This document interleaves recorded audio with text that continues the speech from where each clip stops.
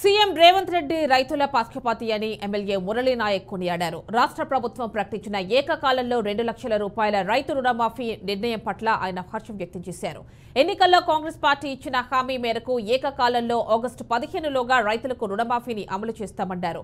గత బీఆర్ఎస్ ప్రభుత్వ హయాంలో రైతులకు రుణమాఫీ చేయకపోవడమే కాకుండా రాష్ట్రాన్ని అప్పులపాలు చేసి ఖజానా ఖాళీ చేశారని విమర్శించారు. రైతుల రుణమాఫీ కోసం రాష్ట్రంలోని 47 లక్షల మంది రైతులకు 31,000 కోట్ల రూపాయలు కేటాయించనున్నట్లు తెలిపారు.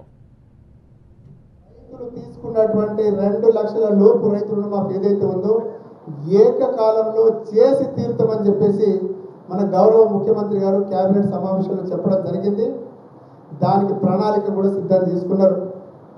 47 లక్షల మంది రైతులకు ఈ సదవకాశం ఉపయోగం 31,000 కోట్ల రూపాయల భారం మన ప్రభుత్వ ఖజానా మీద పడుతుంది.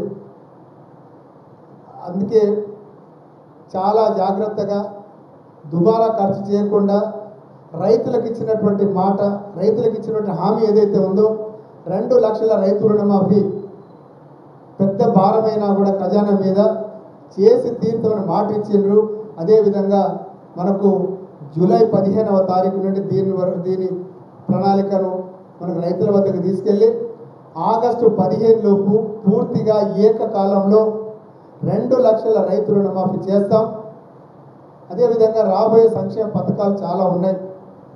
మనం చూసాం, మహిళలకు 2,500 రూపాయలు ప్రతి నెల మొదటి వారంలోనే ఇస్తామని చెప్పడం జరిగింది. అదేవిధంగా ఈ రాబోయే సంక్షేమ పథకాలు కూడా అన్ని త్వరితగతిలోనే పూర్తి చేస్తాం. నేను రైతులకు ఒకటే చెప్తా ఉన్నా, మనకు ఇన్పుట్ సబ్సిడీని కూడా